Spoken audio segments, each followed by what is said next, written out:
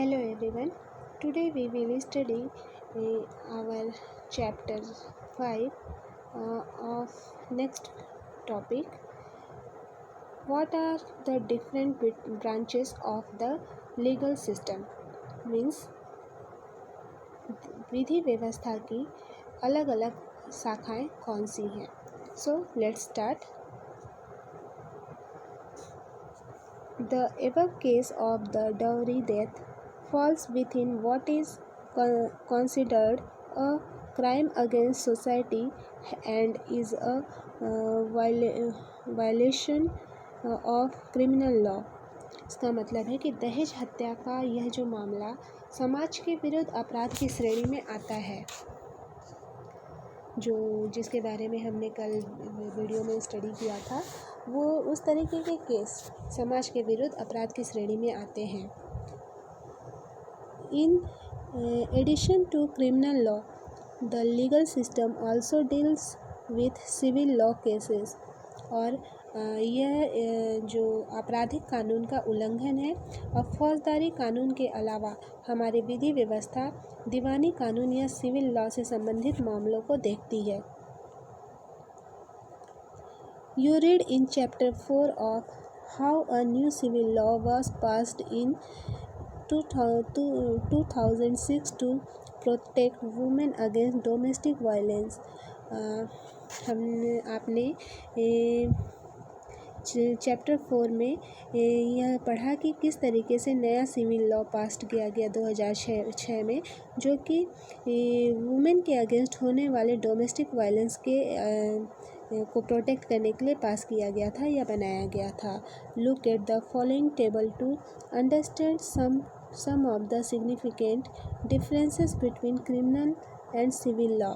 फौजदारी और दीवानी कानून के बीच फ़र्क को समझने के लिए आगे एक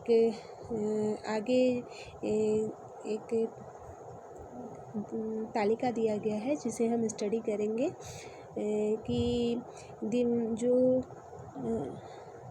क्रिमिनल लॉ और सिविल लॉ में क्या डिफरेंसेस है.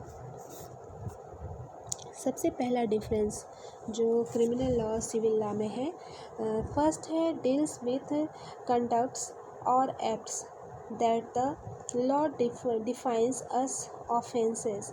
For example, theft, harassing a women to bring more dowry या murder. And civil law deals with any harm और injury to rights of individual. For example, disputes relating to sale of land, purchases of goods, rent matters, diverse cases. Means जो criminal law है उसके अंतर्गत ऐसे व्यवहार या क्रियाओं से संबंधित होता है क्रिमिनल लॉ जिन्हें कानून में अपराध माना जाता है. क्रिमिनल मीन्स अपराध. तो ऐसे कोई भी काम या व्यवहार जो कानून में अपराध माना गया है उनको फौजदारी कानून या क्रिमिनल लॉ के अंडर डील किया जाता है. फॉर एग्जांपल, चोरी, दहेज के लिए औरतों को तंग करना या मर्डर, जो हत्या वगैरह होता है, इस तरीके के केस क्रिमिनल लॉ के अंतर्गत देखे जाते हैं.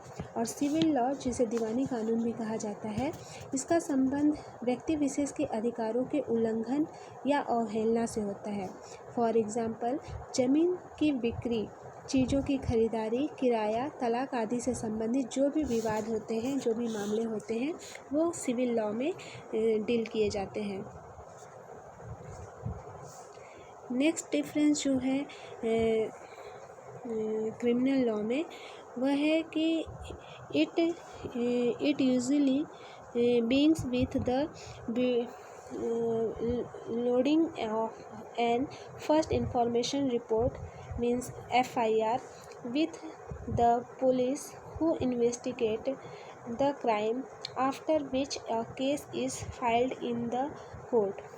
मीन्स जो सिविल लॉ के क्रिमिनल लॉ में, इसमें सबसे पहले FIR दर्ज कराई जाती है, जिसे प्रथम सूचना रिपोर्ट भी कहा जाता है. FIR का फुल फॉर्म है फर्स्ट इंफॉर्मेशन रिपोर्ट या प्रथम सूचना रिपोर्ट. इसके बाद पुलिस अपराध की जांच करती है और अदालत में केस फाइल करती है. ये क्रिमिनल लॉ में होता है। और इसके जस्ट जो डिफरेंस है सिविल लॉ में वह ये है कि a petition has to be filed before the relevant court by the affected party only in a rent matter. Either the landlord or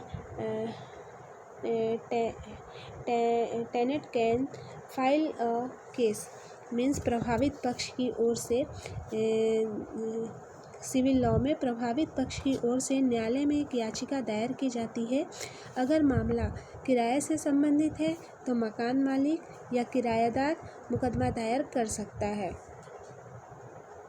अब थर्ड जो डिफरेंस है क्रिमिनल लॉ और सिविल लॉ में वह यह है कि it found guilty the accused can be sent to jail and also fined. Means अगर व्यक्ति दोषी पाया जाता है तो उसे जेल भेजा जा सकता है और उस पर जुर्माना भी किया जा सकता है। और सिविल लॉ में the court gives the specific relief asked for instance in a case between a landlord and tenant. The court can order the flat to be vacated and pending rent to be paid. Means अदालत राहत व्यवस्था करती है। For example अगर मकान मालिक और किराएदार के बीच विवाद है तो अदालत यह ऑर्डर दे सकती है कि किराएदार मकान को खाली करे और बकाया जो किराया है वह चुका दे। तो ये डिफरेंस था क्रिमिनल और सिविल लॉ में, जो कि जिस तरीके के केस होंगे वह उन्हीं तरीके की कोर्ट में इन केस को डील किया जाता है। तो हम यहाँ जो टॉपिक था आज का कि what are different branches of the legal system, विधि व्यवस्था की विभिन्न शाखाएं कौन सी हैं। तो हमने देखा कि विधि व्यवस्था की जो दो शाखाएं हैं वो फर्स्ट है क्रिमिनल लॉ और दूसरा है सिविल लॉ।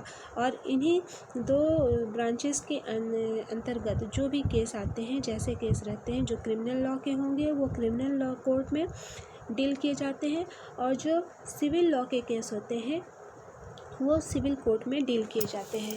सो यहाँ जो आज का टॉपिक था वो कंप्लीट होता है।